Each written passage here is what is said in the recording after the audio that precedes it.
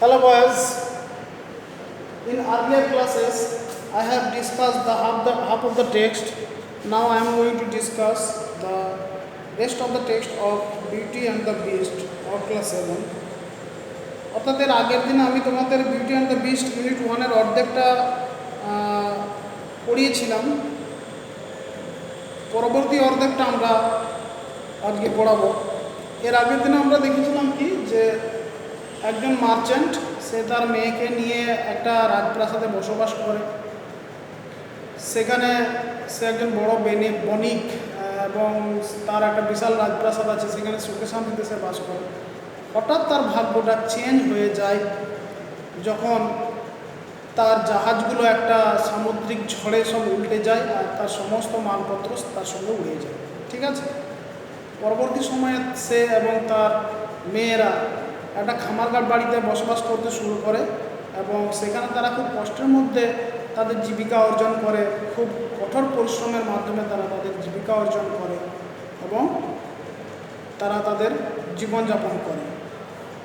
আমরা এটাও পড়েছিলাম, হঠাৎ একদিন সে খবর পেল তার একটা জাহাজ বন্দরে ভিড়েছে এবং সে সেই জাহাজটাকে দেখার জন্য যে কোনো রকম মূল্যবান কোনো জিনিস আছে কি না, সে শহরের উদ্দেশ্যে রওনা দিয়েছে। রওনা দেওয়ার সময় সে তার মেয়েদেরকে জিজ্ঞেস করে যে তারা কি চায়। তার দুটো বড় মেয়ে খুবই দুষ্টু এবং খুবই লোভী। তারা জুয়েলারি অর্থাৎ অলংকার চায় এবং খুব সুন্দর সুন্দর ড্রেস চায়। তার ছোট মেয়ে বেল, সে চায় একটা সুন্দর গোলাপ ফুল, যেটা এই কান্ট্রিতে অর্থাৎ তাদের ওই গ্রাম্য সাইডে যেটা জন্মায়নি সেরকম একটা ফুল সে চায়। ঠিক আছে, এই রিকোয়েস্টে সে রাজি হয়ে শহরের উদ্দেশ্যে রওনা দেয়। গিয়ে দেখে যে তার জাহাজটার যে সমস্ত মালপত্র ছিল সেগুলো সবই বাজেয়াপ্ত করা হয়েছে তার ঋণ পরিশোধ করার জন্য। আমরা এই পর্যন্ত পড়েছিলাম।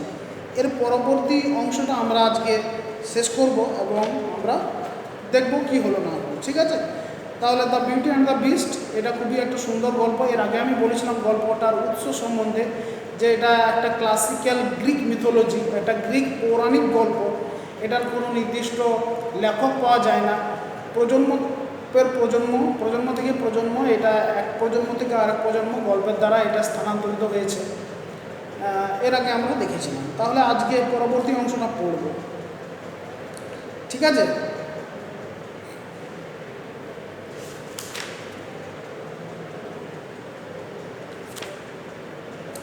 while returning, ফেরার পথে, he lost his way, সে হারিয়ে ফেললো তার রাস্তা, ইন এ ফরেস্ট, একটা জঙ্গলে। অর্থাৎ মার্চেন্টটা যখন সেই বণিকটা সে ফিরে আসছিল সেই সময় সে কী করলো না, সে তার রাস্তাই ভুলে গেল। রাস্তা ভোলাটা স্বাভাবিক, কারণ তার কাছে কোনো রকমের পয়সা কড়ি ছিল না, তার মধ্যে একটা টেনশন কাজ করছিল, তাই সে রাস্তা হারিয়ে ফেলেছিল। সিকিং শেল্টার, আশ্রয়ের খোঁজে। সিক মানে চাওয়া, এক্ষেত্রে সিকিং অর্থাৎ খোঁজা। ঠিক আছে, সিকিং কথার অর্থ কি তাহলে? খোঁজা।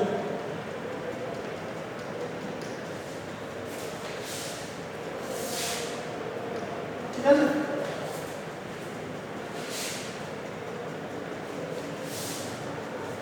সিকিং শেল্টার আশ্রয় খোঁজে, আর শেল্টার কথার অর্থ হলো আশ্রয়।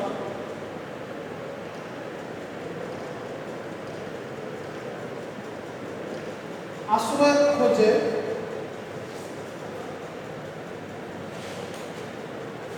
হি কেম অ্যাক্রস কথার অর্থ হলো মেট অর্থাৎ মিলিত হওয়া। এ ড্যাজলিং প্যালেস, একটা ঝকঝকে রাজপ্রাসাদে। কেম অ্যাক্রস অর্থাৎ মেট, এটা একটা প্রেজেন্ট ভার্ব। তোমরা প্রেজেন্ট ভার্ব পড়বে যখন তোমরা ক্লাস 9-এ উঠবে। কেম অ্যাক্রস অর্থাৎ মেট মানে মিলিত হওয়া। Okay, he came across a dazzling palace.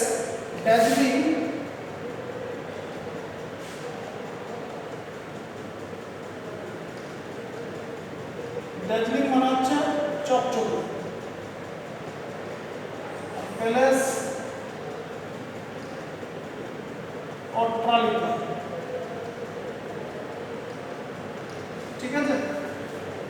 সে একটা চকচকে প্রাসাদের সামনাসামনি হলো অ্যান্ড এন্টার ইট, এবং এটাতে প্রবেশ করল।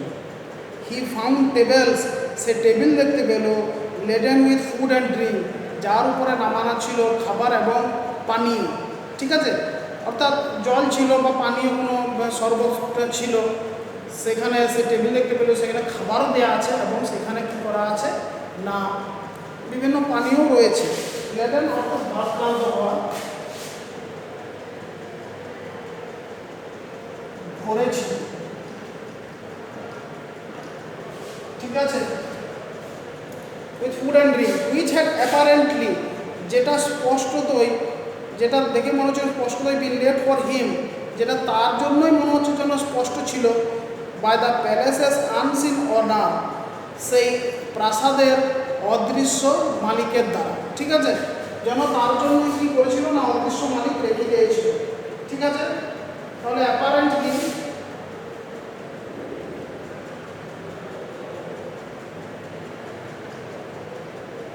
মানে স্পষ্টতই,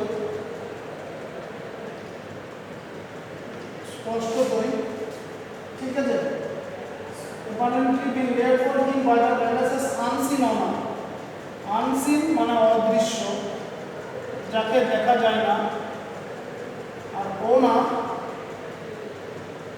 মানে মালিক, ওকে। তাহলে দেখে মনে হচ্ছিল যেন কি যে অদেখা মালিক ওই প্যালেসটার, অর্থাৎ ওই রাজপ্রাসাদটার অদেখা মালিক যেন তার জন্য সে কী করে গিয়েছিল না তার জন্য খাবার এবং পানীয় রেখে গিয়েছিল। The merchant accepted this gift, সেই বণিকটা এই উপহারটা অ্যাকসেপ্ট করলো, গ্রহণ করলো। অ্যাকসেপ্ট করার অর্থ কি, গ্রহণ করেছিল, অর্থাৎ সে খাবার জুত করে খাবার খেলো এবং জুত করে সে জল খেলো। তার কাছে তো কোনো পয়সা কড়িয়ে ছিল না, কানা কড়িয়ে ছিল না, কোনো দোকানে সে কিনেও খেতে পারেনি। সে যখন দেখছে তার জন্য খাবার নামানো আছে আর তার জন্য কোনো পয়সাও লাগবে না, সে ফুর্তি করে জমিয়ে হাত ডুবিয়ে সে খাবার খেলো এবং জল খেলো। Ate to his heart's content, তার হৃদয় ভরে সে তার খাবার খেলো। বিনা পয়সায় খাবার তো সে হৃদয় ভরেই সবাই খায়। And spent the night at the palace, এবং সেখানে সে রাত্রি যাপন করলো। এবং সে সেই রাতটা সেই প্যালেস একটা রাজপ্রাসাদে রাত কাটাচ্ছে। বহুদিন ধরে সে রাজপ্রাসাদে রাত কাটায়নি, কারণ সে তার প্যালেসটাকে অর্থাৎ ম্যানশন অট্টালিকাকে সে বিক্রি করে দিয়েছে। সে এখন একটা কুঁড়ে ঘরে বসবাস করে। বহুদিন ধরে সে প্যালেসে বসবাস করেনি, জুত করে সে শুয়ে পড়ল, ঠিক আছে। দ্য নেক্সট মর্নিং, পরের দিন সকালে, as the merchant was about to leave, যখন সেই বণিকটা চলে যাচ্ছিল সেখান থেকে, হি স এ রোজ গার্ডেন, সে একটা গোলাপ ফুলের বাগান দেখতে পেল। অ্যান্ড রিকল, অর্থাৎ মনে করা, ঠিক আছে। রিকল কথার অর্থ কি, মনে করা, স্মরণ করা।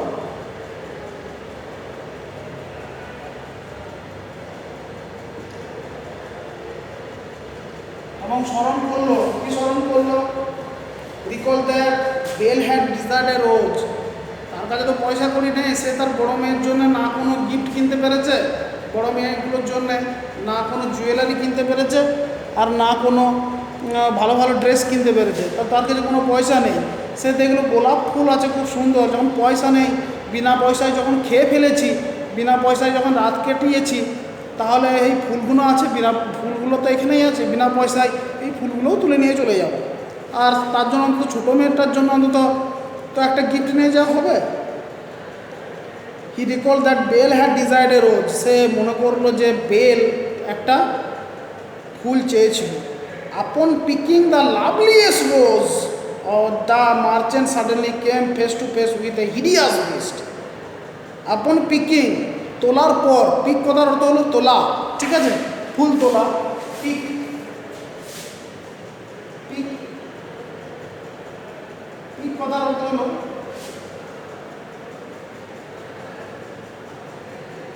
পিকিং লিখছি।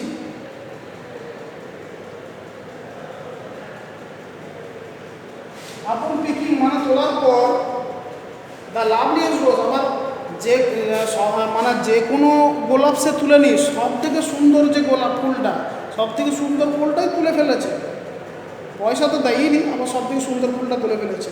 The rose, the merchant suddenly came face to face, হঠাৎই মার্চেন্টটা হঠাৎই সামনাসামনি হয়ে গেল উইথ এ হিডিয়াস বিস্ট, একটা বিভৎস দৈত্যের সামনাসামনি হয়ে গেল। অর্থাৎ যখনই সেই ফুলটা তুলেছে সেই বিভৎস দৈত্যটা তার সামনে চলে এসছে।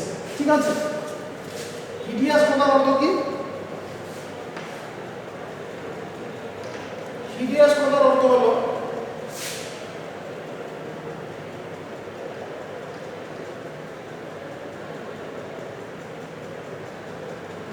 হিডিয়াস অর্থাৎ বিভৎস, বিভৎস। ঠিক আছে, হিডিয়াস বিস্ট। আর বিস্ট কথার অর্থ তো আমি বলেইছি আগে, বিস্ট অর্থাৎ দৈত্য। একটা দৈত্য, বিভৎস দৈত্য মানে একেবারে দেখতে কুৎসিত, দাঁত বড় বড়, দাঁত বড় বড় নখ, সে এরকম একটা বিভৎস দৈত্যের সামনাসামনি হয়ে গেল। হি টোল্ড দ্য মার্চেন্ট, সে বণিকটাকে বলল, লাস্ট নাইট, গত রাত্রে, ইউ এর হাংরি অ্যান্ড শেল্টারলেস, তুমি খুবই ক্ষুধার্ত ছিলে এবং আশ্রয়হীন ছিলে, তোমার পেটে খিদে ছিল না, তোমার মাথাতে কোনো ছাদও ছিল না, অর্থাৎ তোমার কানাগড়িও ছিল না, তুমি ভিখারি হয়ে গিয়েছিলে। আই গেভ ইউ ফুড, আমি তোমাকে খেতে দিয়েছি, শেল্টার, আশ্রয় দিয়েছি, অ্যান্ড কমফোর্ট, এবং আরাম দিয়েছি। হাংরি কথার অর্থ হলো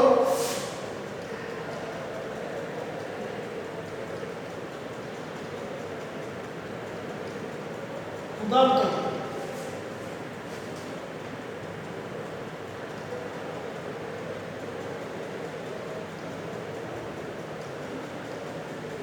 ক্ষুধার্ত, সরি আগে ক্ষুধার্ত।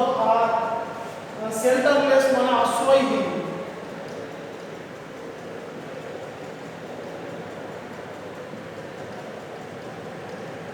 আশ্রয়হীন।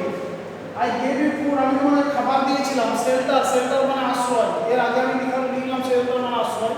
ঠিক আছে, অ্যান্ড কমফোর্ট, কমফোর্ট মানে আরাম।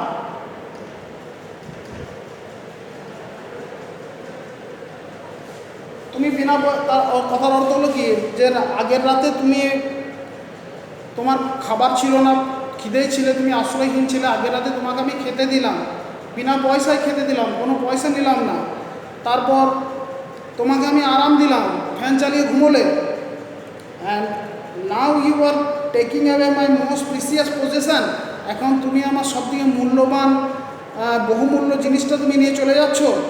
আফটার অ্যাকসেপ্টিং মাই হসপিটালিটি, আমার আতিথেয়তা গ্রহণ করার পর। অর্থাৎ এটা এরকমই হলো, কারো বাড়িতে কুটুম গেলাম আমি, সেই বাড়িতে খেলাম, বিনা পয়সায় খেলাম, রাত কাটালাম, ফ্যান চালিয়ে রাত কাটালাম, এবং সকালবেলায় তার ঘটি বাটি সমস্ত কিছু চুরি করে নিয়ে চলে আসা, সেটাকে, সেই জিনিসটাই হলো এখানে। ঠিক আছে, প্রিসিয়াস কথার অর্থ হলো কি, প্রিসিয়াস মানে মূল্যবান।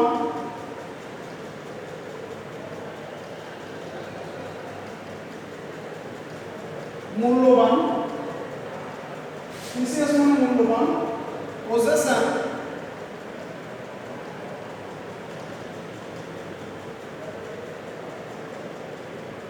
পজেশন মানে হচ্ছে সম্পদ, অধিকারে থাকা। হসপিটালিটি, আতিথেয়তা বা আতিথ্য, বা আতিথেয়তা বা আতিথ্য। ঠিক আছে, অর্থাৎ তুমি আমার বাড়িতে খেলে, তুমি আমার বাড়িতে আরাম করলে, আমার বাড়িতে শুয়ে থাকলে, তারপরে তুমি আমার ঘটি বাটি চুরি করে নিয়ে চলে যাচ্ছ। ঠিক আছে, ঠিক সেই জিনিসটাই হলো। You must die for your conduct, তোমাকে তোমার আচরণের জন্য মরতে হবে। কন্ডাক্ট কথার অর্থ হলো কি, আচরণ, ব্যবহার।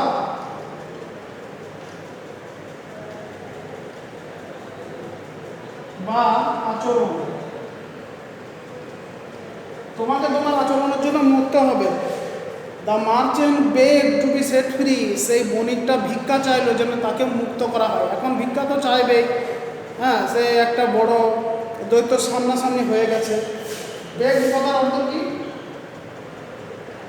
বেগ মানে ভিক্ষা চাওয়া। সে এখন ভিক্ষা চাইছিল যে তাকে মুক্ত করে দিতে। হি আর্গুড দ্যাট, সে যুক্তি দিল যে, আর্গুড কথার অর্থ হলো যুক্তি দেওয়া।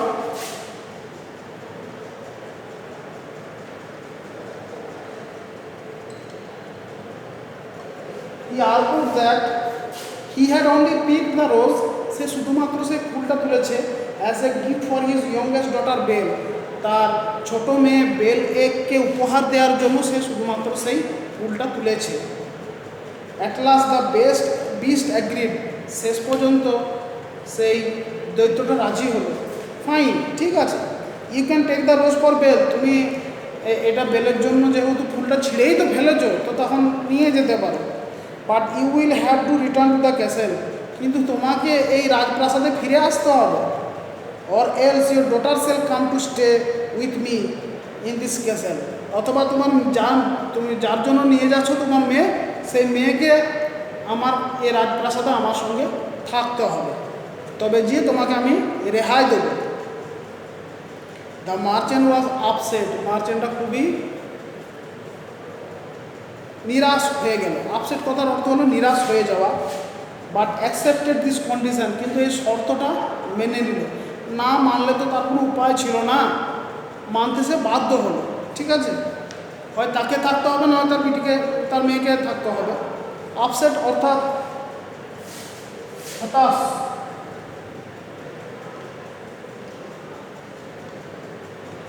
না মেনে তো কোনো উপায় নেই। The beast sent him on his way, সেই দৈত্যটা তাকে রাস্তা পর্যন্ত তাকে গুড বাই করতে হলো, অর্থাৎ তাকে রাস্তায় ছেড়ে দিতে হলো। উইথ জুয়েলস, তার সঙ্গে কিছু অলঙ্কারও দিল। অ্যান্ড ফাইন ক্লথ, এবং খুব সুন্দর সুন্দর ড্রেসও দিল, কাপড় দিল। ফর হিজ ডটার, তার মেয়েদের জন্য। অ্যান্ড স্ট্রেস দ্যাট, এবং এটা জোর দিয়ে বলল যে Belle must come to the castle with her own accord, যে বেল যেন এই রাজপ্রাসাদে আসে তার নিজের ইচ্ছায়। তুমি তাকে মেরে ধরে রাজপ্রাসাদে পাঠাবে নিজের জীবন বাঁচানোর জন্য, যদি এরকম করো, আমি যদি খবর পাই তাহলে তোমার খবর নেবো, অর্থাৎ তোমাকে মেরে ফেলবে। বেল যেন নিজের ইচ্ছাতে এখানকে আসে। ঠিক আছে, স্ট্রেস মানে হচ্ছে জোর দেয়া। স্ট্রেস কথা অর্থ হলো কি? জোর দিয়ে বলা।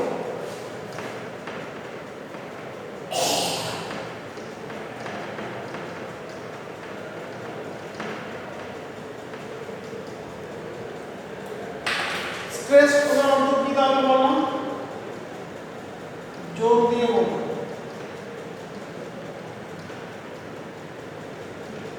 আর অ্যাকর্ড ইচ্ছা,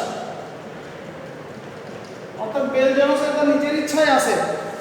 the merchant upon arriving home, বাড়ি ফিরে এসে সেই বণিকটা try to hide the secret from Belle, বেলের কাছ থেকে এই সিক্রেটটা, এই গোপন কথাটা লুকোবার চেষ্টা করলো। সিক্রেট অর্থাৎ গোপন।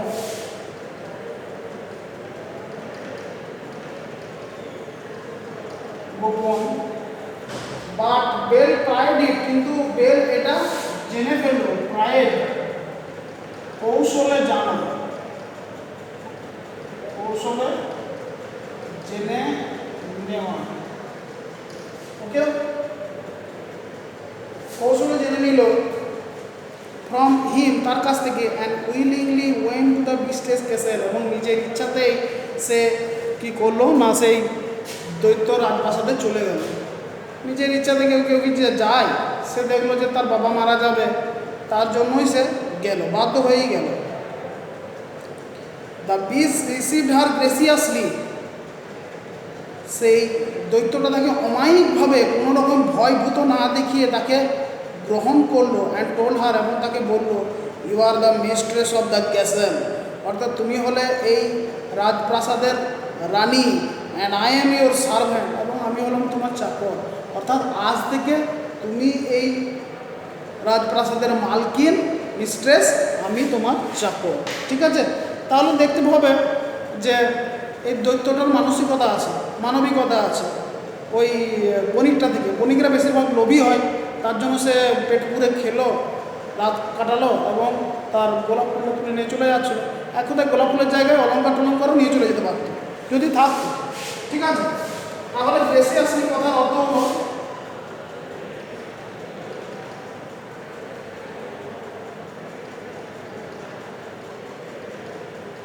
অমায়িকভাবে